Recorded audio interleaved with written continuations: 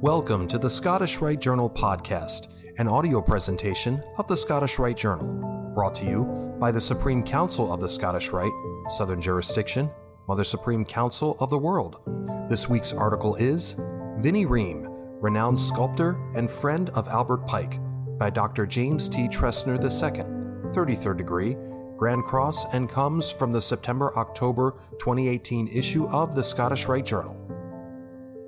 She is buried here, beneath her sculpture of Sappho, a civilian woman, buried in the Arlington National Cemetery.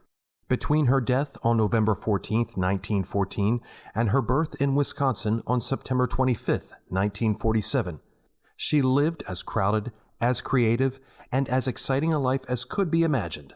She was a work in progress. Her name was Vinnie Ream, and she was one of the most astonishing women of the 1800s. She wrote poetry.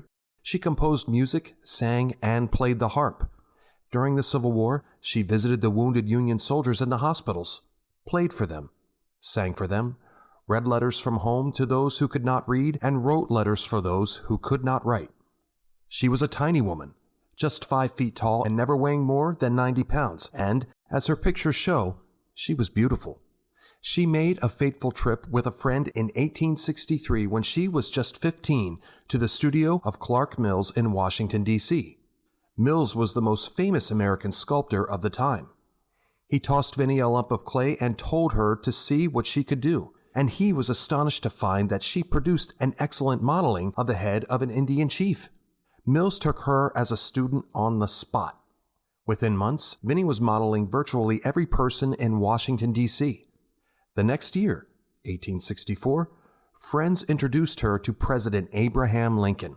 While he at first declined to be sculpted, he soon granted the 16-year-old girl daily half-hour sittings for 5 months. After Lincoln's assassination in 1865, Congress determined to have a statue of the president made to commemorate his memory. And over all the well-known sculptors who were considered, the commission was awarded to Vinnie. She was 19 years old. Vinnie Ream became the very first woman and is still the youngest artist ever to be awarded a commission for a work of art by the United States Congress. The statue was unveiled on January 25, 1871. Critics have since remarked that she balanced the neoclassical tradition with naturalistic modeling.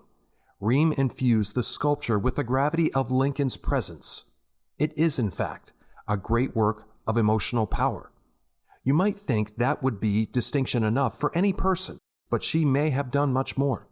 This young woman may have single-handedly saved the South from the worst horrors of Reconstruction. Andrew Johnson became president following the assassination of Lincoln. A group in Congress, known as the Radical Republicans, felt that Johnson, who believed in Lincoln's vision of healing and reconciliation following the war, was not punishing the South enough, and they determined to impeach and replace him.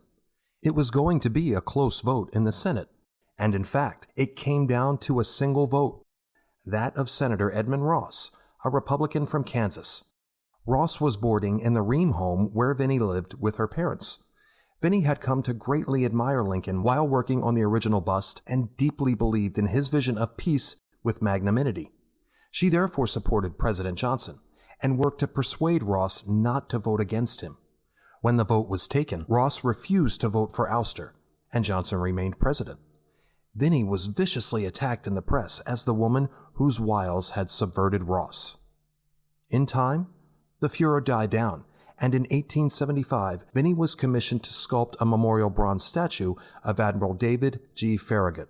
The bronze for the statue came from the propeller of Farragut's flagship, the Hartford. The statue was so large that tiny Vinnie had to work on the clay model swinging from a bosun's chair. In 1878, at age 30, Vinnie married Lieutenant Richard Leverage Hoxie. It was a remarkable wedding. President Ulysses S. Grant, General William T. Sherman, and most of the Senate of the United States attended the wedding. Although Vinnie would create more than 100 works during her life, there was a long period of inactivity following her marriage. Her husband asked her not to follow her career. It wasn't proper for a Victorian wife to earn money, and Vinnie followed his wishes. For some years they traveled around the country as Hoxie built and rebuilt fortifications in many parts of the United States.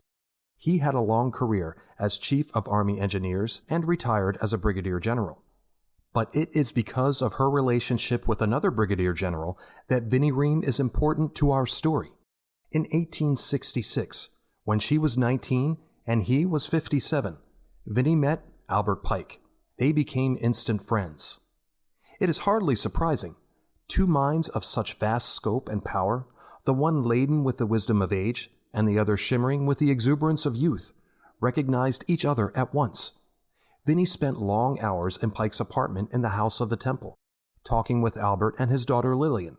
At Vinnie's request, Pike would write lengthy essays on various topics, and Vinnie would come once a week to hear him read them to her. In turn, Vinnie created a famous bust of Pike in his regalia as Grand Commander. This great friendship was Pike's major delight in his last years. Vinnie was like a granddaughter, and when she married, he welcomed Richard Hoxie as a grandson. Vinnie died in 1914. Her last sculpting was a commission from the state of Oklahoma for a statue of the Native American leader Sequoyah for Statuary Hall in the National Capitol building. A stamp was issued to honor both Vinnie and the sculpting. In 1929, her husband gave Vinnie's papers, books, harp, 2 busts, and other materials to the Oklahoma State Historical Society. And there is more. The town of Vinita, Oklahoma, was named in honor of Vinnie by her friend, Colonel Elias C. Bodno. In recent years, there has been a resurgence of interest in the life and work of this remarkable lady. The Vinnie Ream Cultural Center has been created in the town of Vinita. Its mission statement reads, "The mission of the Vinnie Ream Cultural Center is to create an environment where everyone is encouraged to celebrate our diverse heritage and express our uniqueness through experience in the arts." I think Vinnie would approve. Like and share this article, and don't forget to subscribe to the channel. If you wish to comment, please leave one, and as a reminder, hit the notifications bell. Any accompanying photographs or citations for this article can be found in the corresponding print edition. The Scottish Rite Journal is published by the Supreme Council of the Scottish Rite, Southern Jurisdiction, Mother Supreme Council of the World. Mark Dreisenstock, 32nd degree, KCCH, Managing Editor. I'm your host, Matt Bowers.